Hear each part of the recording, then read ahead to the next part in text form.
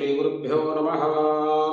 ನೋಡಿ, ಫೆಬ್ರವರಿ ತಿಂಗಳ ಕನ್ಯಾ ರಾಶಿಯ ಮಾಸ ಭವಿಷ್ಯವನ್ನು ನೋಡೋದಾದರೆ ಆಲ್ಮೋಸ್ಟ್ ಆಲ್ ನನಗನ್ಸಿದ ಮಟ್ಟಿಗೆ ಶನಿ ಒಬ್ಬರು ಬಿಟ್ಟರೆ ಬೇರೆ ಎಲ್ಲ ಗ್ರಹಗಳು ತುಂಬ ನಿಮಗೆ ಸಪೋರ್ಟಿವ್ ಆಗಿವೆ.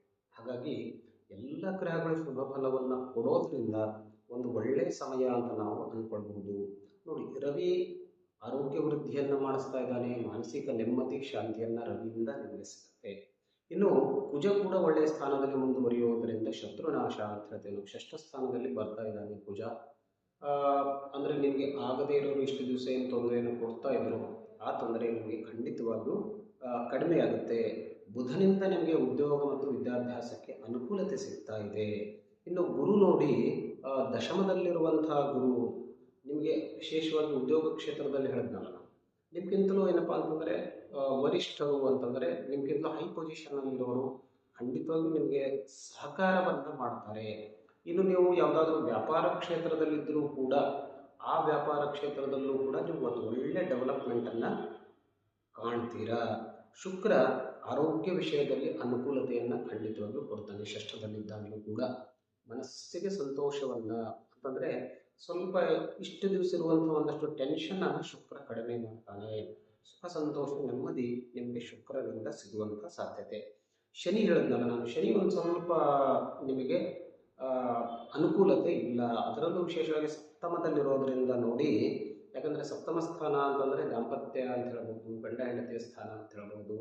ಸೊ ಅಲ್ಲಿ ನಿಮ್ಮಿಬ್ಬರ ಮಧ್ಯದಲ್ಲಿ ಮನಸ್ತಾಪವಾಗುವಂಥ ಸಾಧ್ಯತೆ. ದಾಂಪತ್ಯ ವಿಷಯದಲ್ಲಿ ನಿಮಗೆ ಸ್ವಲ್ಪ ಸ್ಟ್ರೆಸ್ ಇರುತ್ತೆ.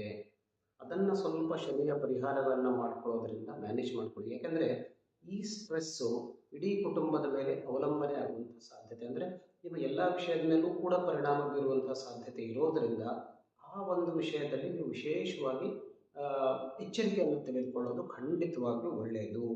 ನೋಡಿ, ಆದರೆ ರಾಹು ಕೂಡ ಅಷ್ಟಮದಲ್ಲಿರೋದರಿಂದ ಷಷ್ಠದಲ್ಲಿ ಮುಂದುವರಿತಾನೆ. ರಾಹು ಮತ್ತು ಕೇತು ವಿಶೇಷವಾಗಿ ಅಶುಭ ಗ್ರಹಗಳಿದ್ದು ಸಾಮಾನ್ಯವಾಗಿ ನಿಮಗೆ ಈ ಸಂದರ್ಭದಲ್ಲಿ ಅಶುಭ ಫಲವನ್ನೇ ಕೊಡ್ತಾ ಇದ್ದಾನೆ.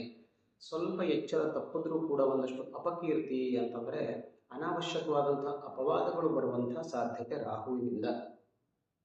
ಕೇತುವೆಯ ಸ್ಥಾನದಲ್ಲಿರೋದರಿಂದ ಒಂದಷ್ಟು ಖರ್ಚು ಜಾಸ್ತಿ ಮಾಡಿಕೊಳ್ಳುವಂಥ ಸಾಧ್ಯತೆ. ಹಾಸ್ಪಿಟಲ್ ಆದಿಗಳಿಗೆ ನಿಮಗೆ ಕೂಡ ಖರ್ಚಾಗುವಂಥ ಸಾಧ್ಯತೆ.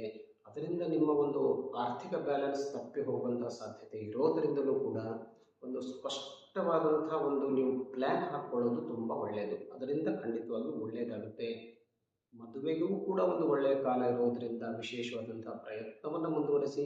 ಈ 1-2 ವರ್ಷ ತುಂಬ ಅನುಕೂಲಕರವಾಗಿರುತ್ತೆ. ಈಗ ದಶಮದಲ್ಲಿದ್ದಾಗ ಮುಂದೆ ಏಕಾದಶದಲ್ಲಿ ಗುರು ಬರೋದರಿಂದ ಈ ಎಲ್ಲ ವಿಷಯದಲ್ಲೂ ಕಂಪ್ಲೀಟಾಗಿ ನಿಮಗೆ ಟೈಮ್ ಚೆನ್ನಾಗಿರುತ್ತೆ.